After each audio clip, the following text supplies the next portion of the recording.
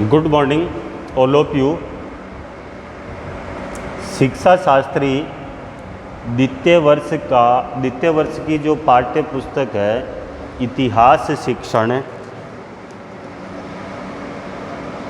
आज हम इस इतिहास शिक्षण शिक्षा शास्त्री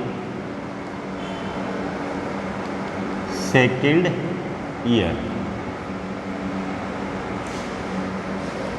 इसके अंदर 7वां यूनिट है इतिहास में कक्ष के सिद्धांत। यूनिट 7 इतिहास में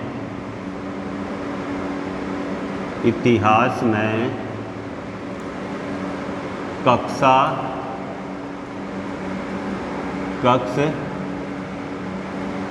सिद्धांत।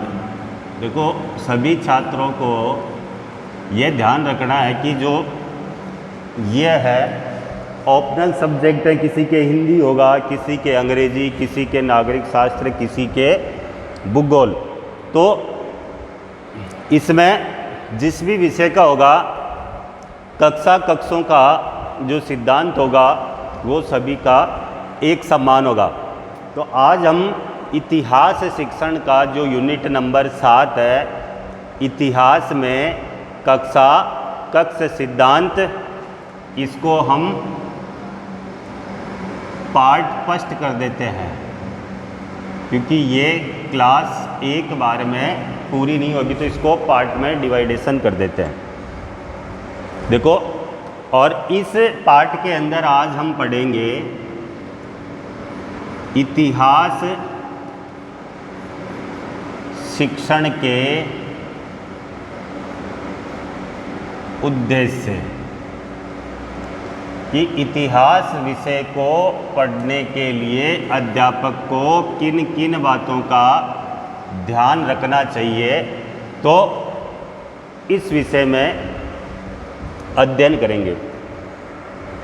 मैं आपको बताऊं, इतिहास विषय पढ़ाने के अंदर इतना सुगम और सरल नहीं है। इतिहास विषय का जब शिक्षण करवाते हैं तो अनेक बातों का अध्यापक को ध्यान रखना पड़ता है कि इतिहास शिक्षण को किस प्रकार से सुगम, रोचक, रुचिकर बनाया जाए, जिससे छात्रों के अंदर इतिहास शिक्षण को पढ़ने के प्रति रुचि बढ़े। तो एक आदर्श अध्यापक का कर्तव्य है कि अध्यापक शिक्षण के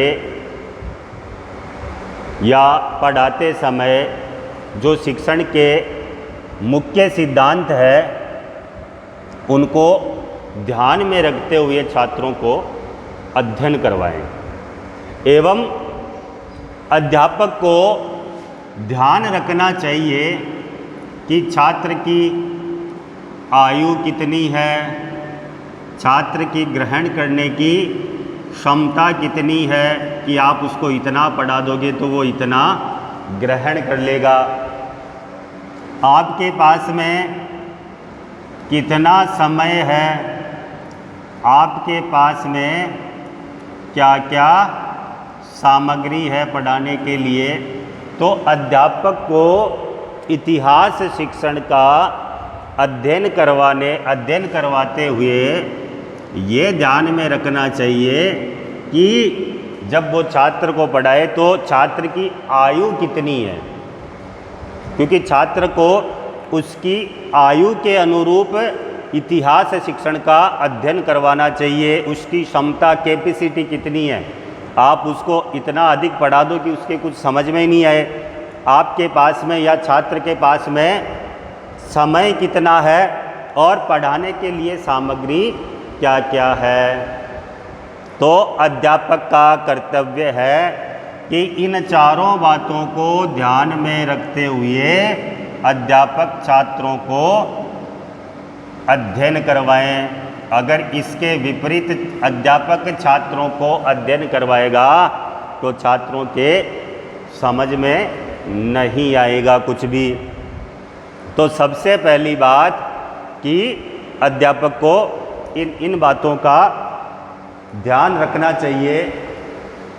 इसके बाद में हम इतिहास शिक्षण के उद्देश्यों के बारे में चर्चा करेंगे। तो सर्वप्रथम कि इतिहास शिक्षण को पढ़ने के लिए किन किन बातों का अध्यापक को ध्यान रखना चाहिए। तो प्रारंभिक वर्गों में जो प्रारंभिक कक्षाएं होती है 1 से 5, इसमें निश्चित और बोधगम्य तथ्यों को प्रस्तुत करना चाहिए। अध्यापक को ध्यान रखना चाहिए कि उसको निश्चित व बोधगम्य जो तथ्य हो उनका ही अध्ययन करवाए छात्रों को। सबसे पहला शिक्षण का उद्देश्य होना चाहिए कि प्रारंभिक वर्गों में निश्चित और बोधगम्य तथ्यों को अध्यापक को छात्रों के समक्ष प्रस्तुत करना चाहिए। तो ये इतिहास शिक्षण का पहला उद्देश्य है। इसके बाद में छोटी कक्षाओं में, भाई जो छोटी कक्षाएं होती है 1st, 2nd, 3rd, 4th, 5, इन कक्षाओं में सर्वे व दृश्य सामग्री का उपयोग, इनका उपयोग करेंगे तो छात्रों को इतिहास विषय आसानी से समझ में आएगा। जैसे इतिहास में हम अगर महात्मा गांधी पढ़ा रहे हैं तो महात्मा गांधी की तस्वीर दिखा दी, तो वो अगर छात्र उसको देखेगा तो उसके जल्दी समझ में आएगा, क्योंकि जो अभिनयतात्मक रीति होती है उसको छात्रों के समक्ष उसका अगर हम उपयोग करेंगे, प्रयोग करेंगे तो छात्र किसी भी तथ्य को आसानी से समझेंगे। इसके बाद इसका तीसरा उद्देश्य है कथन कौशल द्वारा विद्यार्थियों की मानसिक क्रियाओं को सक्रिय बनाना चाहिए। भाई जो कथन कौशल होता है इसका उपयोग करना चाहिए, कथन कौशल का। इससे क्या होता है, छात्रों की जो मानसिक क्रिया होती है, मन के जो विचार होते हैं करने के, वो सक्रिय होते हैं। तो इस कथन कौशल के माध्यम से छात्र आसानी से इतिहास शिक्षण को समझ सकता है। इसके बाद इसका चौथा उद्देश्य है सामान्य विचारधाराओं या सामान्यीकरण का उपयोग उच्च कक्षाओं में होना चाहिए। भाई उच्च कक्षाओं के लिए सामान्य विचारधाराओं और सामान्यकरण, इनका उपयोग उच्च कक्षाओं के अंदर होना चाहिए। इससे भी छात्र आसानी से इतिहास शिक्षण को समझ सकते हैं। इसके बाद में पांचवा इसका उद्देश्य है कि प्रत्येक स्तर पर, चाहे वो प्राथमिक हो, चाहे माध्यमिक हो, चाहे उच्च माध्यमिक हो, तो प्रत्येक स्तर पर अतीत का वर्तमान से प्रसंगानुकूल संबंध होना चाहिए। इसमें लिखा है कि अतीत का वर्तमान से संबंध होना चाहिए कि आप जो अतीत के अंदर जो बीती हुई घटनाएं हैं उनको वर्तमान से उनकी तुलना कर दो। फॉर एग्जाम्पल, उनको उस बीते हुए समय का उदाहरण वर्तमान समय से करवा दें तो छात्रों को इतिहास आसानी से समझ में आ जाएगा। इसके बाद में ऐतिहासिक तथ्यों को, भाई इतिहास के जो ऐतिहासिक तथ्य हैं इनको प्रस्तुत करते समय हमारे को मानचित्र, मॉडल, श्यामपट्ट, भाई जब भी हम कोई ऐतिहासिक तथ्य, इतिहास के प्राचीन तथ्यों को अगर छात्रों के सामने प्रस्तुत करते हैं तो हमारे को मानचित्र, मॉडल और श्यामपट्ट आदि साधनों का उपयोग करना चाहिए, जिससे छात्रों को जो हमारा विषय है आसानी से समझ में आ सके।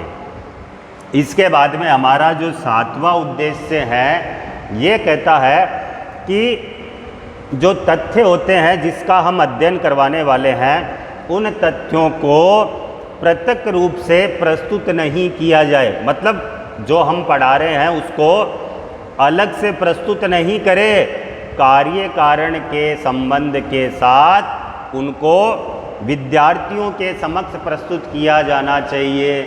तथ्यों को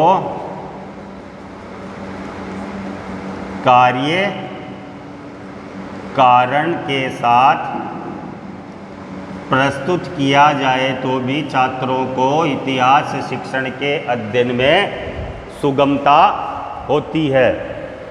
इसके बाद में 8वें नंबर का उद्देश्य कहता है कि जो भी तथ्य या जो भी बिंदु हम पढ़ा रहे हों इतिहास के अंदर उन की घटनाओं को प्रस्तुत की जाए तो वे कालानुक्रम के अनुकूल हो, मतलब एक सीक्वेंस के अंदर होनी चाहिए। ऐसे कभी 1800 ले लिया, कभी 1500 ले लिया, कभी 1000 ईसा पूर्व ले लिया, ऐसा नहीं होना चाहिए। घटनाएं प्रस्तुत की जाए वे कालानुक्रम में हो, काल के एक अनुक्रम हो, तो घटनाएं कालानुक्रम में हो। इसके होने से भी इतिहास शिक्षण को आसानी से समझा जा सकता है। इससे क्या होता है कि अगर घटनाएं कालानुक्रम में होगी तो छात्रों में समय ज्ञान विकसित करने में सहायता मिलेगी। इसके बाद आगे का उद्देश्य कहता है कि निरर्थक तथ्यों तथा जटिलता को समाप्त करने का प्रयत्न करना चाहिए, कि ऐसे तथ्य जिनका कोई अर्थ नहीं हो, इस प्रकार के अगर इतिहास के अंदर तथ्य अध्ययन में आते हैं या जटिलता आती है तो इनको समाप्त करने का अध्यापक को प्रयत्न करना चाहिए। इसके बाद में इतिहास का अध्ययन कराने के लिए या इतिहास को और अधिक रोचक तथा सजीव बनाने के लिए कि वो और रोचक बन जाए, ऐसा लगे कि जैसे हमारे सामने संजीव वस्तु के समान कार्य कर रहा है, तो इसके लिए जिन साधनों का प्रयोग किया जाए उनका चयन पाठ प्रारंभ करने के पूर्व होना चाहिए। कि हम जैसे इतिहास के अंदर कोई पाठ पढ़ा रहे हैं और उसको इस प्रकार से समझाएं कि जैसे यह घटनाएं अभी हमारे सामने हो रही है, तो ऐसी कोई भी कार्य की योजना पाठ को पढ़ाने के पूर्व में होनी चाहिए। नहीं कि हम पाठ को स्टार्ट कर दें फिर इन चीज़ों के लिए सोचें। इसके बाद में इतिहास के सभी अंगों पर प्रकाश डालना चाहिए। यह नहीं होना चाहिए कि एक अंश पर बल दे दिया और दूसरे पर नहीं दिया। तो जब भी पाठ पढ़ाएं तो उसके अंदर जो भी आने वाले जितने भी अंग हैं सबके ऊपर प्रकाश डालना चाहिए छात्रों का।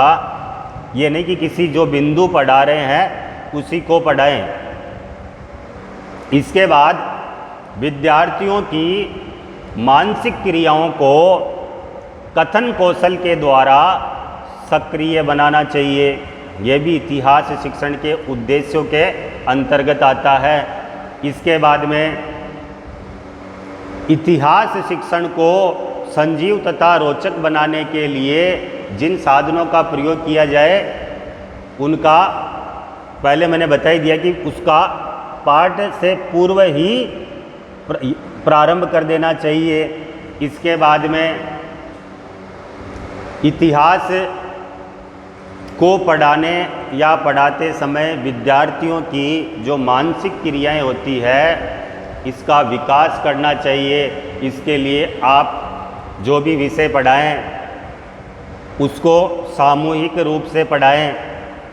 तो अगर हम इन बातों का अध्यापक इन बिंदुओं का ध्यान रखेगा तो इतिहास शिक्षण को पढ़ाने से छात्रों को अलग ही रुचि उत्पन्न होगी। तो इतिहास शिक्षण को पढ़ाने के लिए इन बिंदुओं को ध्यान में रखना चाहिए। आज की क्लास में हम बस इतना ही लेंगे। आगे के जो तथ्य हैं, बिंदु है, उसको इतिहास में कक्ष सिद्धांत जब पार्ट 2 पार्ट 2 पढ़ेंगे तो उसके अंदर लेंगे। आज के लिए बस इतना ही। नमस्कार।